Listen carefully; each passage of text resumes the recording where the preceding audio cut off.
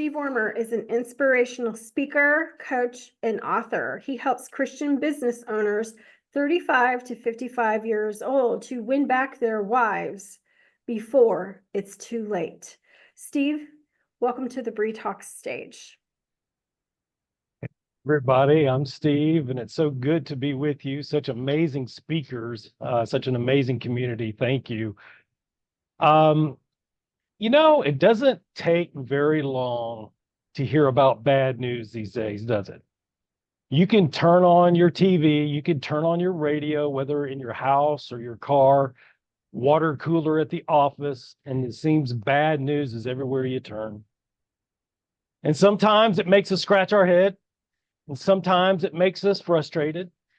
Sometimes it breaks our heart to hear what we hear. Sometimes it impacts our hope. I have a question for each of you today, if I could get a show of hands. How many of you have ever had your hope waver? I believe there's some on this call whose hope needs a little refreshing. I believe some of you are going after your God-given gifts right now. And amen. And I think there's others of you that God's put something on your heart. Matter of fact, I know He has. And I believe you put it on the back burner. I believe you've stuffed it. I believe life has just happened to you, because it's happened to all of us at one time or another. My hope has not only wavered before, it's been on life support a few times. But I'm going to tell you about one particular time. Shortly after my beautiful bride and I were married, Rebecca's her name, beautiful soul, still married after 28 years. Like a lot of folks, we started the American dream, started working, started getting busy, and we wanted to start a family. And it wasn't soon after, or long after, I should say, that Rebecca got pregnant. And I remember both of us calling everybody we knew, our families, our friends, our coworkers. And I remember being that excited dad telling everybody. I even told the checkout lady at Walmart, oh, that's back when they had checkout people at Walmart. But anyway, that's another story. I was telling everybody. And then she had a miscarriage.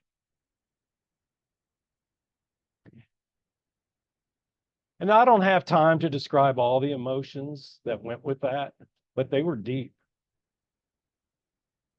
And then she got pregnant again. Rinse and repeat, calling everybody excited. And then another miscarriage. And around the third time she had a miscarriage, I wasn't excited anymore to tell everybody. I wasn't excited to grab that phone. And that went on to happen a fourth time, a fifth time in 6 years. And fast forwarding just a little bit, we became Christians a couple of years later after the fifth miscarriage. And we started talking and praying about adoption. And there's a lot to this story, but to keep it on track, I will tell you, we were picked fairly quickly after home studies and inspections and getting our portfolio together and picking an agency and the proper training and all that goes with that. A birth mother 7 months pregnant picked us, and we were so excited. So excited. My wife went to all the remaining doctors' appointments. We got to meet all the family. We were excited. We got to name the baby.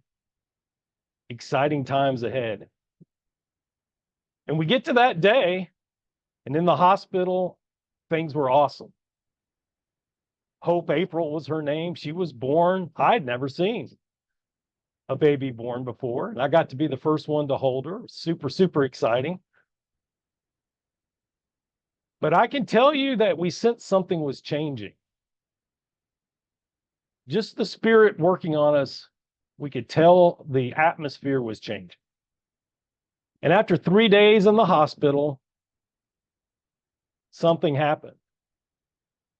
And I bet by now, you know what that something is. Birth mother changed her mind an hour before we went home with our baby girl. And yes, like you've heard before, we got to exercise forgiveness, because forgiveness is between us and God. And I can tell you, not to that level of intensity. We went on to have 5 more, what the world would call failed adoptions. We're now in year 5 on this journey. 6 total failed adoptions to go along with the 5 miscarriages. We had now crossed 40 years old, and our adoption agency parted ways with us. And it was like we had no leads. It was like nothing. It was like it was like worse than starting over. We didn't even know where to turn. Or so it seemed. Have you ever felt stuck like that? That's when our hope felt like it was on life support. We were hanging on by the hem of his garment. But boy, it was tough. Sometimes in life, we get stuck. Sometimes we just need some momentum. And this is where I transition a little bit and tell you, we all need help. We all need help, and we all need hope to get unstuck. I've created 8 steps to help us get unstuck and to move from our trials to our breakthroughs, because our breakthroughs is where we want to be. We all acknowledge that, right? We want the breakthroughs. But the trials, we have to grow first. We have to persevere. We have to hang on to God in the trials. Then we need some momentum. I want to share with you just ever so briefly 3 of those 8 steps. And one of them, it goes along with the theme of our evening. We've got to choose gratitude, because, see, it is a choice. Because I don't know about you guys, but when I'm feeling anxious and I'm feeling down and I'm feeling worried and I'm not trusting, that's my dominant thought at that given time. I'm not smart enough to have 2 dominant thoughts at the same time. So I need to choose gratitude. And gratitude, when I choose it, it will push the negative emotions and negative thoughts away, but I've got to choose it. I've got to continue to choose it. And when I do, it accumulates. Those of you that have gratitude journals, you know what I'm talking about. You can be having the worst day and then write down something of gratitude. I'm grateful for the warm clothes that I have. I'm grateful for the hot water heater. I'm grateful for the roof over my head. I'm grateful to have a bed to sleep in. I'm grateful there's something in the refrigerator. Oh my goodness, just 5 like that. And it accumulates. But we've got to choose it. The other thing we've got to do is we've got to process those unprocessed emotions that we all have. Unforgiveness, bitterness, relationship challenges, anxiety, grief. I mean, we could go on, and we've all got them, but we've got to get rid of the excessive baggage and those unprocessed emotions that we all have. The other thing we got to do is we have to take care of ourselves. Self-care is not selfish, my friends. I need the dream living inside you. I want to hear it. I want to see God fulfill it in your life. I don't want you to throw in the towel. I don't want you to keep it on the back burner. I want you to bring it to the forefront. I want you to pursue it. The world needs to hear what God put on your heart so he gets the glory. But we need you to take some action steps for it to happen. I need you to eat healthy. Look, It's been a lifelong process for me. I can lose 30 pounds and I can gain 5 tomorrow by looking at a pizza.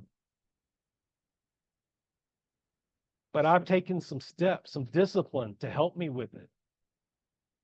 Everybody that knows me well knows it's in my calendar on my phone, 4 days a week, Monday, Tuesday, Thursday, Friday, and sometimes I'll fit in a fifth day from 10 o'clock in the morning till 11:30 in the morning. I will be at the gym because I need that, not only for my physical well-being, I need it for the mental aspect. It's good for me, but it's also good for me to read a book. It's also good for me to go on a walk. Do what works for you.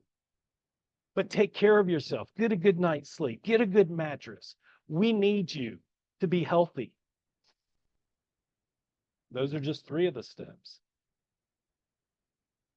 Now, I want to take you back to where I left you with our pursuit of praying for just one child, by the way. And as I left you, we were entering year 5. In the adoption agency, we had parted ways. We had no leads. And then by God's miraculous right hand, near the end of year 5, God gave us not 1, not 2, but 3 children all at one time. He brought us at the time a 3-year-old, a 2-year-old, and a 1-month-old baby.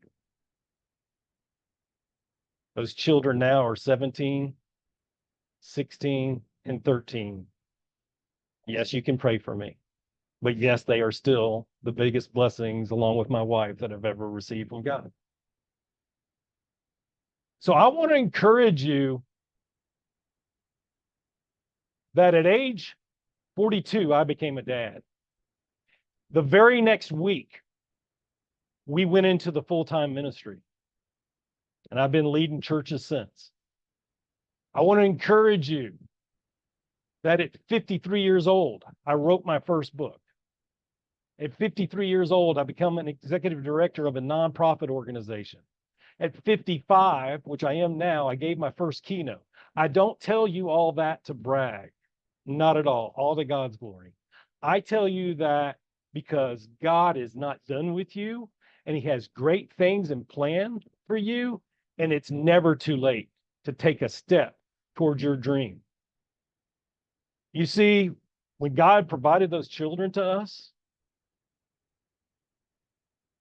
it was hope flowing through our veins. We need hope to sustain us, just like we need blood to flow through our veins. We need hope to sustain us till our dreams come true. I believe in you guys, and I can't wait to see what God has in store for you. Anybody that's interested can go to my website, stevewormer.com. I have an ebook that's free on there about choosing gratitude and hearing God. I'll be glad to drop it in the chat. It's been my honor to share with you today. Blessings to you all.